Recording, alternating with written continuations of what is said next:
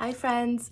So there's a lot of discussions happening on the internet right now about thin women and influencers who post a lot of like self-love or like body positive content and are praised and called brave.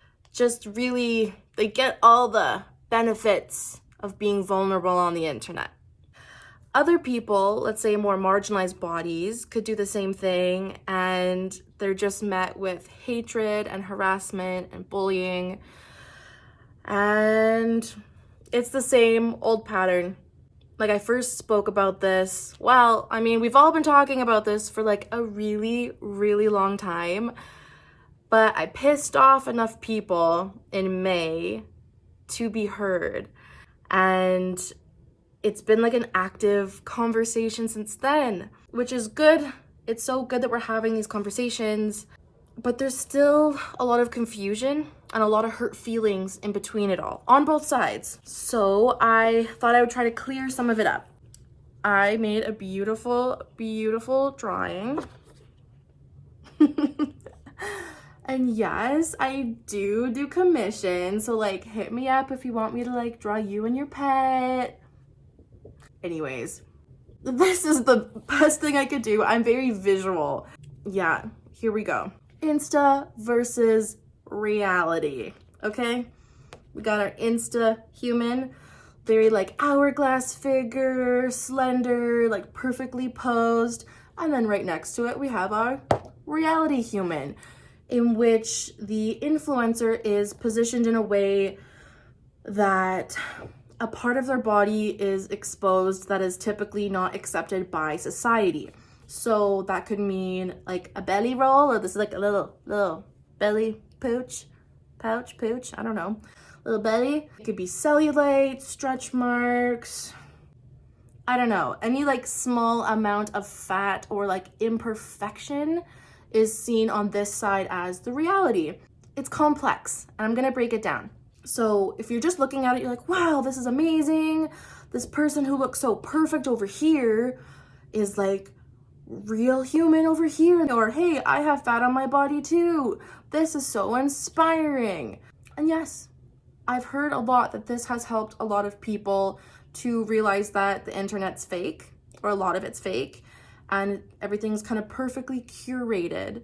But it's not inspiring for everyone, and in fact it can be really harmful for some people, especially if you do not live in a privileged body. A privileged body, let's say, is if you are not treated worse in society because of your appearance, your body shape, your body size, your gender, your race, your sexual identity. All these different aspects or components that make you who you are don't get in the way of being treated with respect and being treated as an equal. So typically when we say a privileged body, we're referring to like thin white woman. It's kind of like the typical thing. So thin white woman poses, looks hot, wonderful, got your reality, wonderful. But what if someone sees this image and their Insta looks like your reality? What if someone can't suck in and hold their breath or pose in such a way that they could ever look like this version? And here we see so many influencers with massive, massive followings and impact saying, it's okay if you look like this. I sometimes look like this too. Even though we're not explicitly saying this is better and this is worse, by saying like, hey guys, this one's okay too. It just reinforces the idea that this is preferred, this is accepted, and that this is something we're taught to be ashamed of. Let's be mindful about the impact that our posts have instead of just the intent in which we're posting with. Because, okay, your intent can be great, but the impact is what really matters. A lot of influencers prefer this format because they can say, hey, I'm vulnerable and I look just like you, I'm relatable like me, but I still need you to know that my body can do this. I still need to be recognized for being beautiful, for fitting societal standards. Because what would happen if they just posted this, right? If you think about that, if someone just posted this image, what's the fear? I guess the fear would be that someone would assume that this is what they look like, that this is their body. And by showing both, it's like, oh, no, hold up. I don't look like this all the time. I'm still perfect. I just also want to benefit from this other aspect of the internet. Show this one. Honestly, like, what's wrong with showing who you are naturally without the posing and the angles and the lighting? And people say like, well, I want to show that like Instagram's fake and I want to show the reality behind it. If we eliminate this fake version of ourselves, we don't need to justify it anymore, right? Then we don't need to constantly have this comparison of like, hey, this is what I really look like, because no one's doubting that. What if we can just live in our bodies and exist in the skin we have and that be enough? It's kind of my spiel. It's unhelpful. I'll never look like this. I will never look like your reality anyways. This just reinforces that, oh, this amount of fat is acceptable. And this photo is only acceptable if you can also look like this. What about people who never look like either of those? If these two are okay, what about anything else?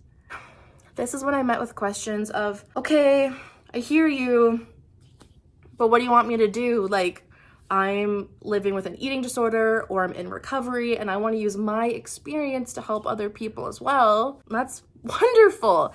Everyone's voice needs to be heard, and I'm sure that your story is really gonna help people. Pass the fucking mic. And this doesn't mean silence yourself.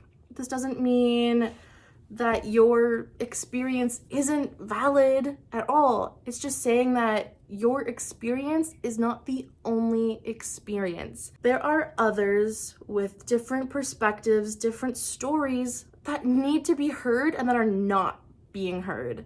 And if you have a platform, it costs you literally nothing to pass the mic to someone else. Honestly, you can talk about your experience in your body, and at the same time, you can recognize, okay, this is just one aspect of eating disorders or one aspect of the human experience.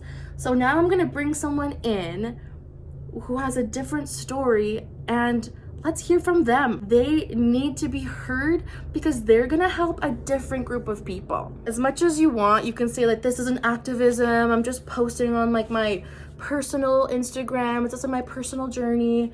As soon as you made your profile public, as soon as you have followers and little numbers behind your name, it's not that personal anymore. Inaction is action. You're telling people that others do not matter. We have the opportunity to make a real impact in people's lives, and we need to do better, all of us. I'm not trying to come at you from like my high horse. Like, I have a lot of work to do as well. I need to amplify more voices that aren't just my own. If your activism is not intersectional, it is absolute shit, because then you are just uplifting like one tiny percent of people, and that just creates a wider gap between like privileged and marginalized people. You gotta uplift everyone together, otherwise it's just shit.